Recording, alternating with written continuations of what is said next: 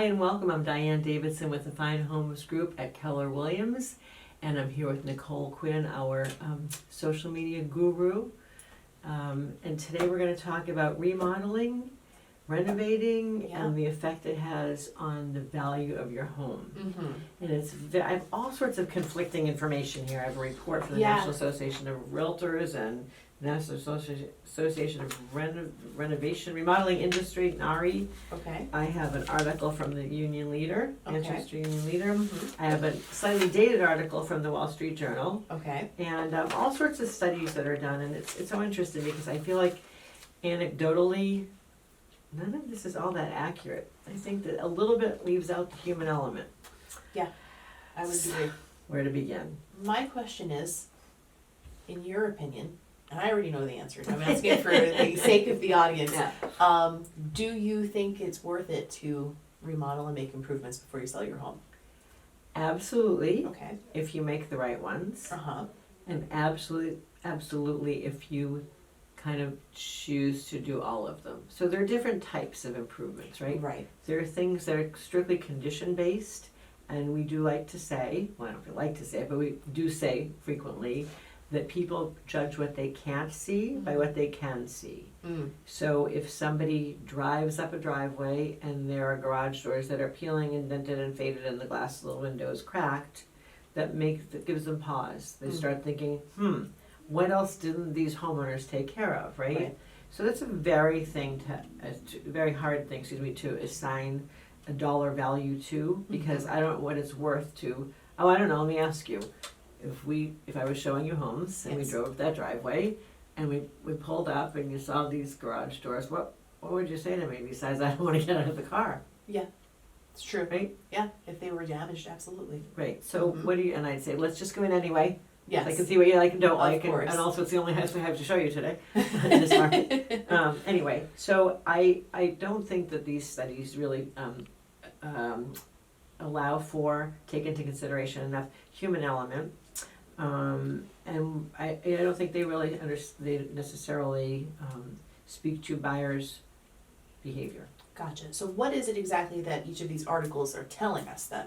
Because I understand some of them are quite conflicting. Yes. Yeah. So the Wall Street Journal, which by the way is now 2 years old, not the paper, the article, talks about curb appeal. Mm-hmm. And basically they add a 7% premium for a good first impression. Okay. Right? That's what curb appeal is, first impression. Right.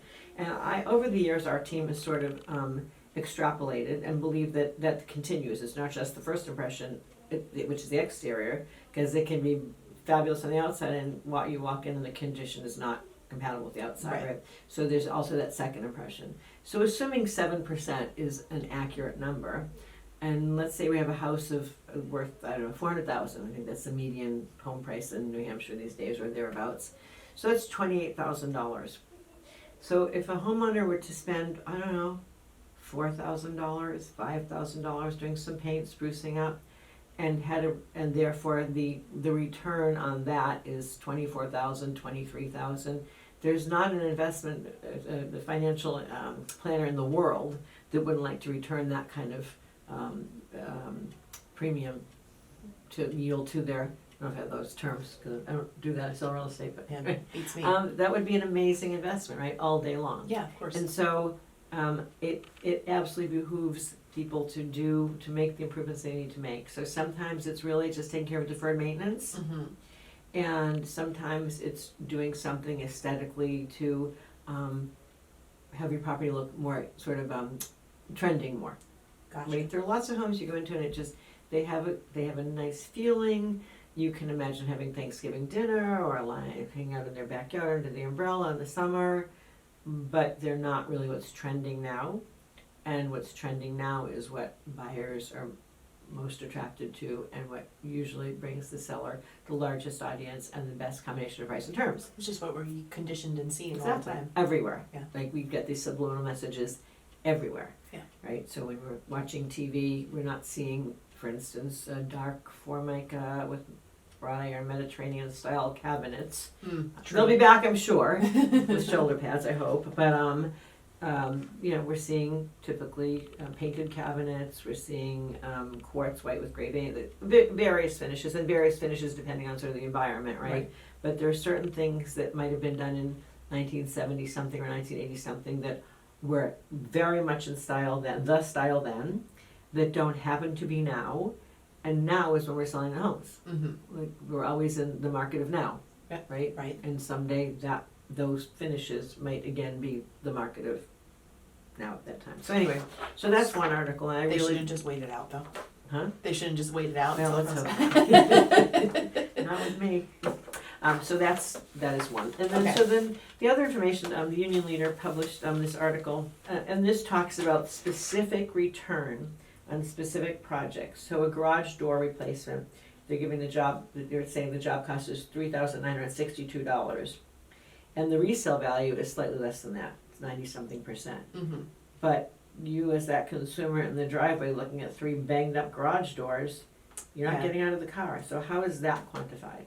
Yeah, because that takes in the human element that you brought up before. Exactly. Yep.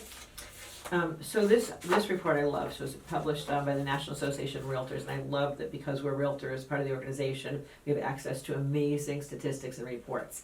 And this talks about the replacement cost, the return, and the joy score. And I love that because it talks about really from the point of view of the person who's still living in the home, what the joy score is on a scale of 1 to 10. And there are so many individual projects where the joy score is 9.7, or there are lots and lots of 10s. And I look at this and I see that, after polling realtors, that many of these projects that bring a joy score of 10 don't really bring much, they bring maybe 100% returns. Whatever you put in, you're getting back out. There's no bump, there's no premium on that. And I question why, if it makes a homeowner so happy to be there and it feels so good and looks so good, why is somebody coming into buy that home 3 months later or 6 months doesn't feel the same way? Yeah. And so I really don't think that these numbers are necessarily valid. Anecdotally, they're not. Right. We see what sells. Yeah. And we see what it looks like, and things that are more recently done and more done. I shouldn't probably plug House, but I like to say to the agents on our team, if you don't see it on House as an after, not a before, then it's probably not what's going to bring the seller the best combination of price and terms. Yeah. So what we love to do is advise people early on, because one of the things that I got out of this report that I love is that people are doing these things for themselves. One of the questions is, would they have done it whether there was a pandemic or not? And in most cases they say they would have. But I love the idea that people are making improvements to their environment that will translate, well, unless they sell in 23 years, but that will translate into a better sale for them should they decide to move. And whether they move at some point or don't move at all, they get to enjoy it while they're there. And we love to get involved with people before they're even thinking about selling, because it actually makes us sad when someone comes to us and we help prepare their home for the market and they say, wish I had done this, now I want to live here, and they can't because they've got a job transfer or whatever. So we love getting involved very early and making suggestions and guiding people, hopefully early enough that they get to enjoy the improvements and experience a high joy score for whatever they do. Absolutely. So, this is something that if anyone's interested in the details of this report, I would encourage them to reach out to Bill Weidecker, for whom you're the understudy today. Yes. Stunt baby on Saturday Night Live, or to me, or to whoever their agent is at the Fine Homes Group, because it's a great report. It's a great sort of guideline, if you And will. long, And very long. detailed. Yes, it is. I should have done two-sided because I don't like to waste paper, but Yes. I'll hold on to it. What this doesn't account for is sort of the synergy factor, if you will. It doesn't account for, it looks at if I replace garage doors. Well, if you replace garage doors and a whole bunch of other stuff needs to be done, well, maybe the return only is dollar for dollar, right? 100%. But if you replace garage doors and you take care of the siding that is rotted, and you take care of the windows that are fogged, then the combination of that, there's some synergy in that, because the image is different and the feeling is different and the messaging is different when a buyer sees it, right? So Nicole, you work with buyers. Yes. What's been your experience? Anything? Just recently, actually, I was taking a buyer through a home. It was a multifamily home, a very old home, but recently renovated. the renovations that were complete were beautiful, but as we walked through the second unit, we walked into another hallway, and that hallway was completely untouched. It was like everything in it was original from the time the house was built, which, if I'm not mistaken, was 1910 or maybe 1920. It was yellowed wallpaper. You said yellowed, not yes, yellow. not yellow. Yellowed. Okay. Past tense. Big difference. It was all old wood, and as a matter of fact, the downstairs area of that hallway had a whole different era in it, which looked a little bit more like it was from the 1970s. And as soon as we walked into that hallway, my buyer's entire attitude about the property changed. He went from really interested to absolutely not. Interesting. So it's not just the first impression; it's the entire impression. Yeah, absolutely. It's in the whole, which really does help me to understand why a $3,900 garage door replacement in and of itself will not yield more than the money put in. Really? Because Yeah. in essence what you're telling me is that the money that they spent Mm-hmm. renovating what they renovated was a waste. Yeah.